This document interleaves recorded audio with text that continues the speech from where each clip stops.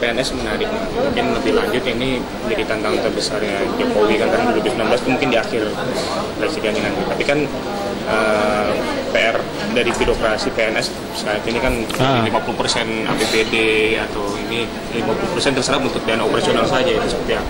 Iya, jadi tsunami PNS itu kalau misalnya kita lihat itu kan, kalau dalam hitungan World Bank itu 2019 itu akan mengalami tsunami pensiun, itu di mana pengangkatan serampangan, disebut serampangan itu di tahun 70-80-an, itu kan mereka pensiun bareng, pensiun sama-sama itu di 2019. Nah, itu disebut dengan tsunami yang sebetulnya kalau hanya pensiun saja tidak ada masalah, cuman berdampak terhadap yang namanya APBN Indonesia saat itu akan mengalami, ya coba bisa dibayangkan oleh Anda bahwa sampai 140 triliunan lebih ya Indonesia harus membayar tiap tahun pensiun tersebut. Yang sebetulnya kalau di sini kalau pensiun itu adalah tidak berarti kan mereka tidak bekerja kan, tidak produktif. Nah, inilah persoalan terbesar sebetulnya yang harus dihadapi pemerintahan pemerintahan Jokowi di akhir karena beliau sampai 2019 beliau harus mempersiapkan itu, karena kalau tidak rezim berikutnya itu akan mengalami kerepotan.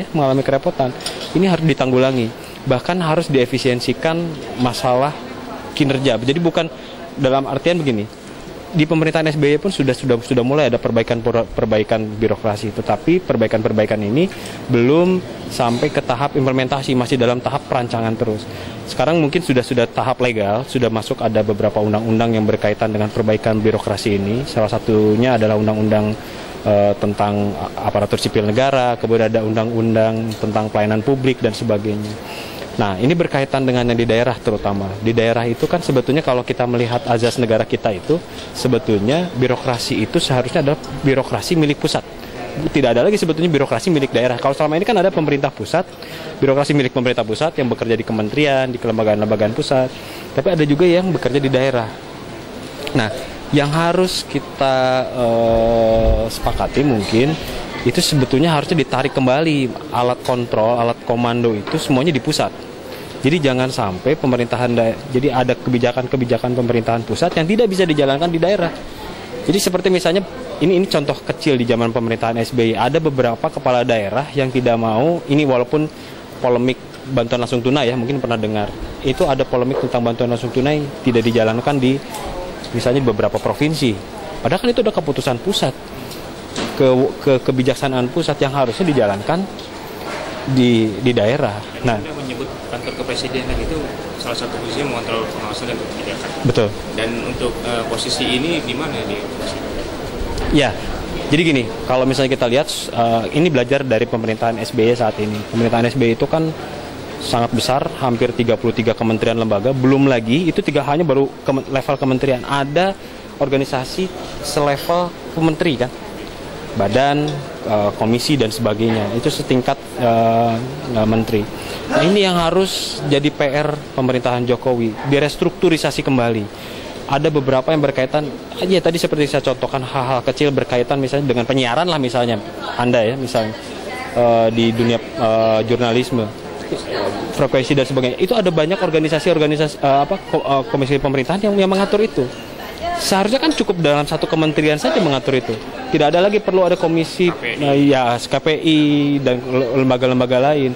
Atau seperti misalnya di hukum kita lah, di lembaga-lembaga hukum kita ada misalnya Komisi Pemberantasan Korupsi, ya ada polisinya, ada jaksanya, ada hakimnya, sekarang ada Irjen, BPK dan sebagainya. Ini cukup sebetulnya pengawasan di satu atau dua lembaga saja.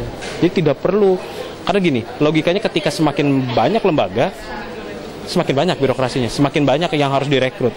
Itulah kenapa kita selalu mengalami yang namanya kekurangan PNS, akan terus kurang. Oleh karena itu, perbaikannya adalah saya mencoba sebetulnya berpikir ada saatnya di pemerintahan Jokowi ini PNS itu di moratorium untuk 2 atau sampai 3 tahun, itu di moratorium sampai PNS sekarang yang ada itu dimanfaatkan dengan baik.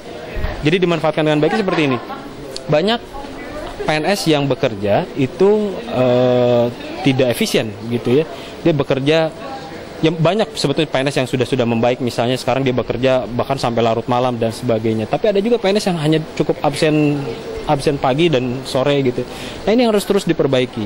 Karena kalau kita lihat PNS ini berkaitan dengan implementasi kebijakan-kebijakan dari pusat baik di daerah.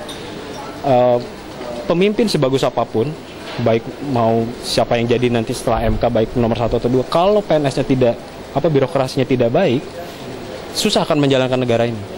Itu akan bermasalah terhadap masyarakat dan rakyat Indonesia pada umumnya.